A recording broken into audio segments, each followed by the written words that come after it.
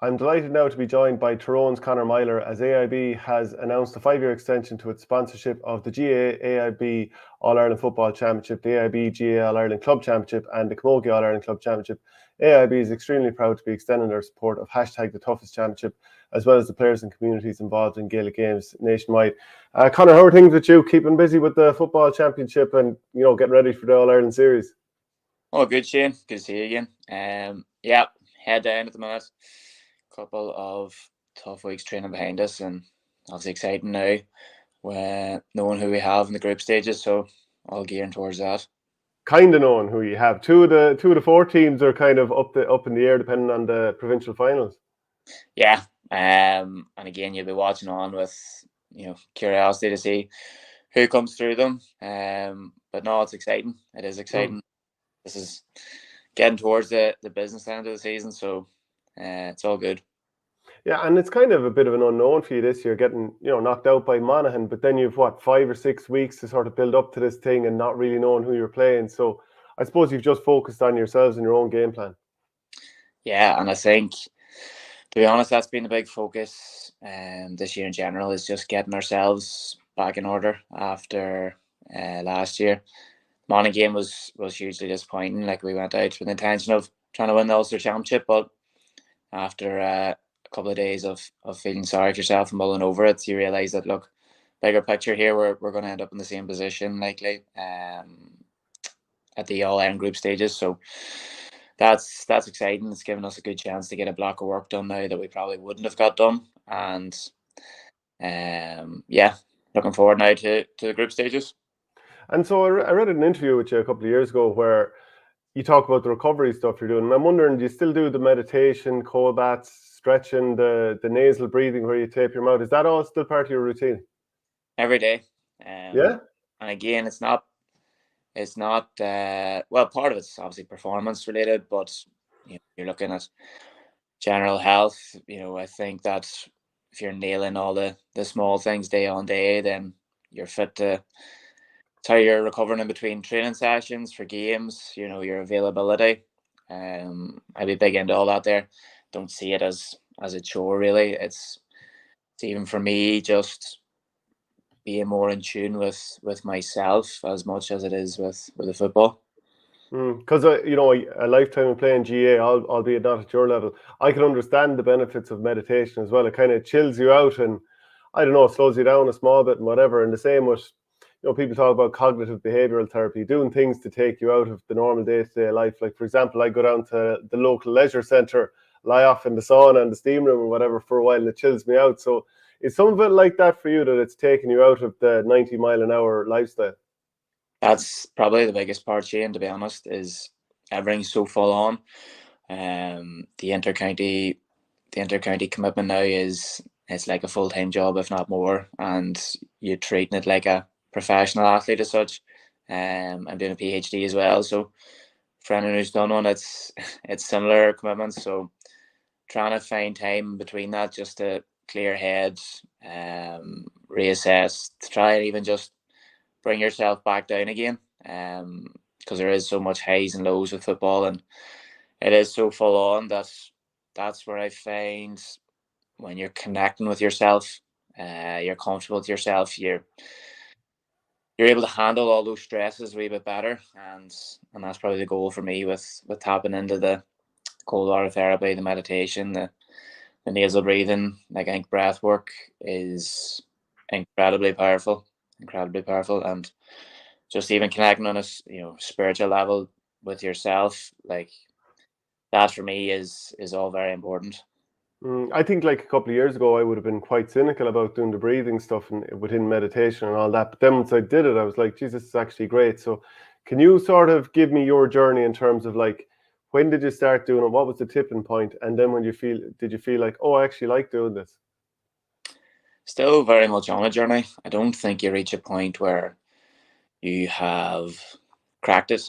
As if you're a Buddhist monk or whatever stage you're at, I don't think there's ever that point.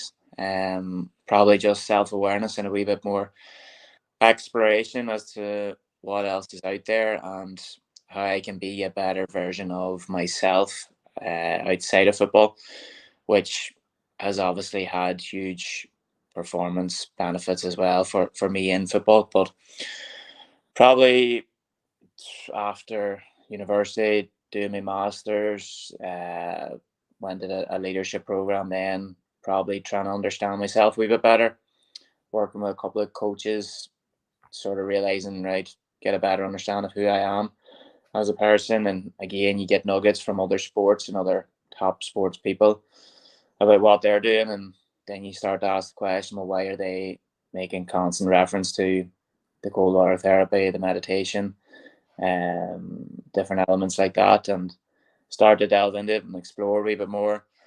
Probably always have been a bit of a curious individual as to what makes people tick and how to maybe get the most out of myself. So it was only natural to probably explore some of those areas, and it's got me to a point now where still very much on that journey where you're trying to realign and come back to it at times. Probably even trying to delve a wee bit deeper, pull a few more layers back, but you find very quickly if you fall out of practice the difference in your mood and your mindset and everything. So trying to stay present and stay in that.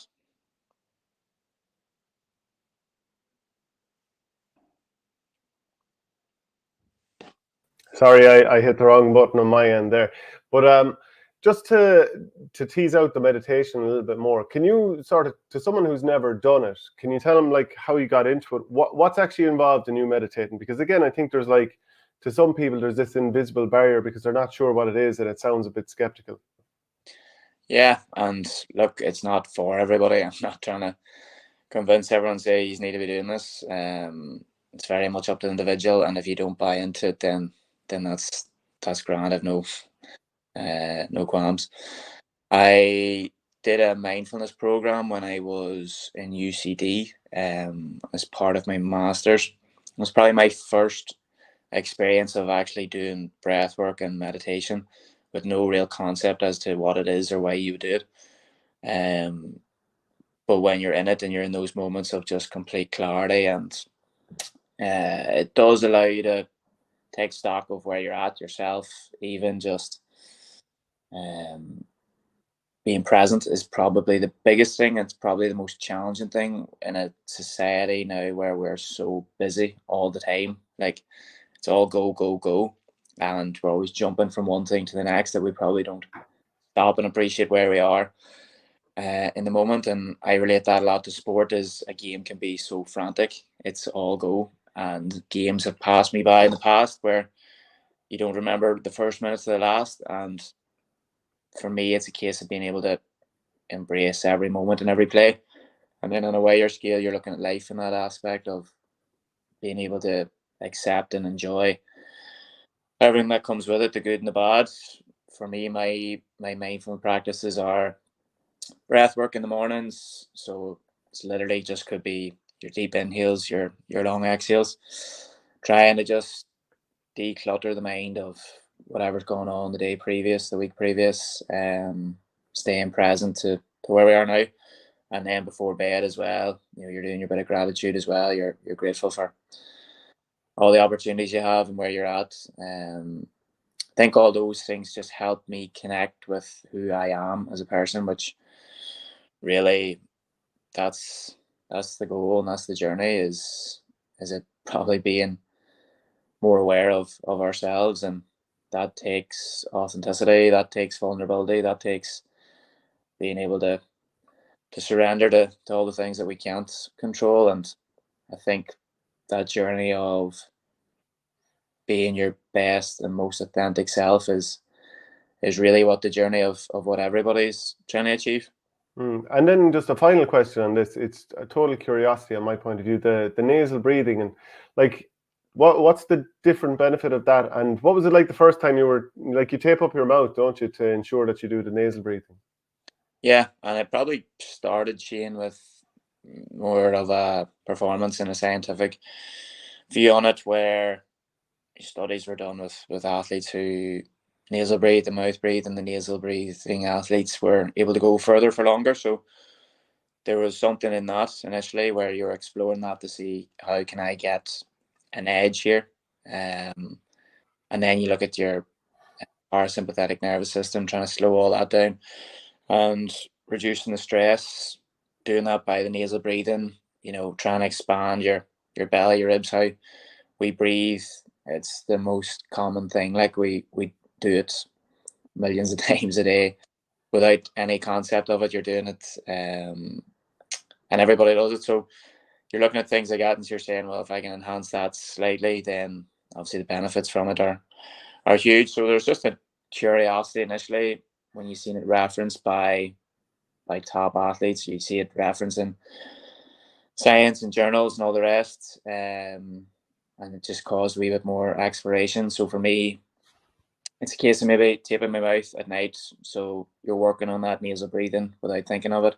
It becomes subconscious that you're doing it throughout the day, and then you're trying to bring that into sport then where you're trying to do it in performance. Now, it's not always going to be the case. You're gassed chasing after somebody, and you're using your mouth, and that's not, for me, there's no extremities like that where I feel like I have to breathe through my nose all the time. But if you're doing it more times than not, it's far better for allowing me to just ground myself, come back, and be present in the moment.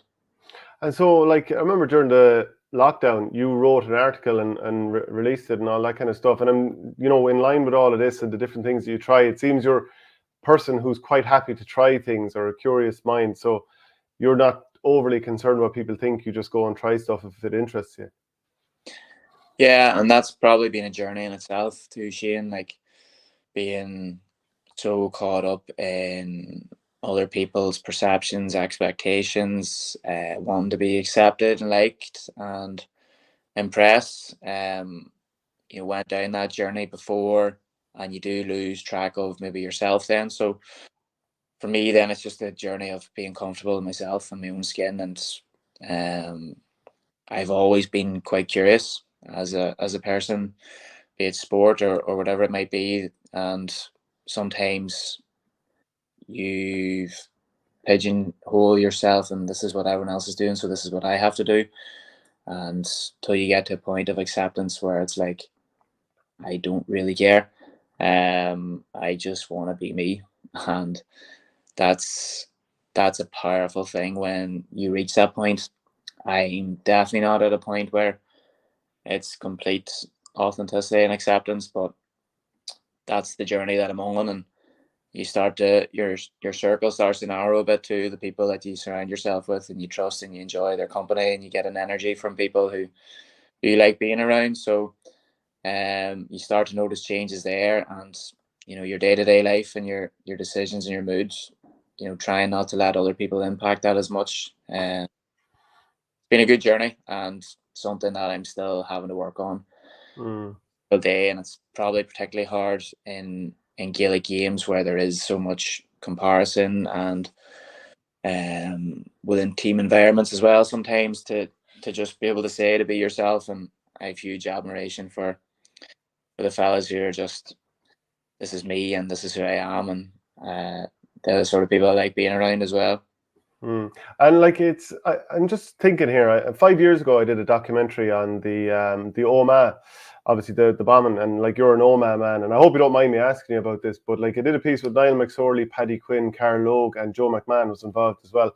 And I'm just wondering, like, how much do you think that happening, of course, to the town has shaped? I know you would have only been a kid, obviously. I don't even know if you have any memories, but how much did that shape the people and the town and yourself? I'll be honest, Shane, I have no real recollection of it. Or something that you grew up and you were reminded about too often. Probably a different generation who lived through it, maybe experience it differently, but nothing really on that, to be honest.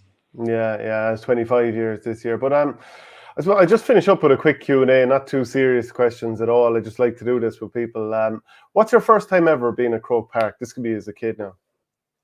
It's 2005 All-Ireland final. A good one. Good one. That probably set that inspiration of, right, I want to get here and have this joy and elation, this feeling, and not really knowing what was going on, and run across pitch with my dad thinking, it wouldn't be great to experience this someday. Who's your favourite player of all time? Of all time, within my own county, obviously my club man as well, Joe McMahon and Brian Dooher were players that I liked the way they played, and outside of that, Lee Keegan, someone that I would look up to at the minute, from a man who's very comfortable in his own skin and plays the way he plays, as that roving attacking halfback, but can also do a man marking job. He's been phenomenal, so I enjoy watching him still. Who's been your toughest opponent? Toughest opponent, probably get it in training as much as anything. When you're coming up against the Matty Donnellys or the Petey Harts, or Dara Canavan's left me on my arse a few times as well. I'd say I had a good battle a couple of weeks ago with Stephen O'Hanlon, but I'm lucky I have the opportunity to come up against so many good players, and I love it. You always run the risk of getting skint, but it's all part of it. You know, the Sean O'Shea's, the Ryan McHugh's, the Enda Smiths, the Paddy Cliffords, the Paddy Durkins, they're all top tier players, and players I actually enjoy watching as well, because you'll pick up plenty from them. What team do you most like to beat? Like to beat?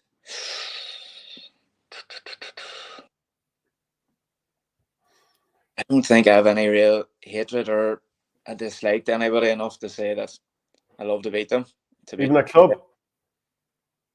Not even. If you asked me this 5 years ago, I'd probably list off plenty of teams to you, but for now, I'm quite comfortable with whoever it is. Like, I'm able to watch the Ulster final this weekend, Derry and Armagh, two teams that we'd renowned to have big rivalries with, and probably more watch it and excitement to see how it goes and who breaks who down, and that's maybe the stage I'm at the moment.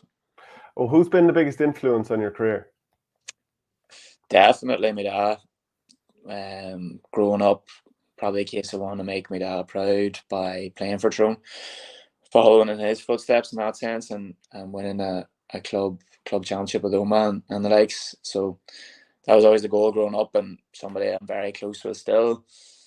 That has a good understanding of my game and who I am and what I'm about, and we will still delve into it now. So he's been the biggest influence, I'd say. What's your favourite stadium to play in? Croker, definitely Croker Park. What's been the biggest disappointment of your career? Disappointment. Do you know what? Might be a bit cliche. I've had loads of disappointments, and I wouldn't change any of them, because it has got me to where I am today. Like, I don't think any top inter-county player has gone through a career without major setbacks, and I've had a fair few of my time not making minor teams or not making underage squads, and it just built a tolerance and resilience. Plenty of injuries as well over the years, so I don't know if there's one moment like Floss and All-Ireland final, semi-finals narrowly. If there's one that stands out to me, that was a real tough one, to be honest, Shane. Who's the best trainer? Sorry, who's the joker on the panel first? Joker, Colin Kilpatrick or Michael McKiernan, two boys. I'd say Colin. Colin's your joker. Who's the best trainer? Best Probably you. No, I'll not name myself. Michael O'Neill will be up there. Fella I have a lot of admiration for. He's as tough as nails, and he gives you absolutely everything every night. So he's a lad I really like and enjoy looking up to as well. Who's the best dressed and the worst dressed? Best dressed, I'd say Darren McCurry will put himself up there as well. Put him up there as well. Michael McKinnon's not bad. Worst dressed, when Michael O'Neill comes in with the work boots on and the full gear after a day's plastering, so wouldn't be as stylish, but he's always got a good boot sense. What player loves the media attention? Loves the media attention. Boys will say me, so they will. Darren McCurry? McCurry, I would enjoy it. Morgan, maybe. McShane. Probably McShane. Go McShane. What player from another sport do you admire? Well, there's But at the moment, I'd love to pick Johnny Saxon's brain sometime. I think he's fascinating how he has been through so much with Ireland, and he's still going, and the longevity and the availability he had, like how he keeps bouncing back every year is phenomenal. And how he's driven that team as a leader. I'd love to pick his brain sometime. And then a final one: what manager from another sport do you admire? Oof, manager from another sport. Stick with rugby and go Rowan O'Gara. How he's stand out at the minutes. How he's Phil Jackson. If we were to go back as well, he was tapping into the spirituality and the meditation and mindfulness. You see Michael Jordan, you see Kobe Bryant talking about it. You know, there's clues in that as well, and how he was able to do that.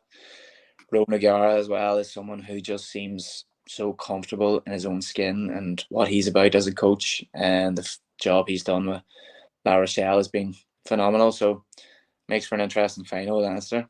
Absolutely. Look, brilliant chatting to you, Conor, and hopefully we'll chat again soon. Down. Appreciate it, Jim.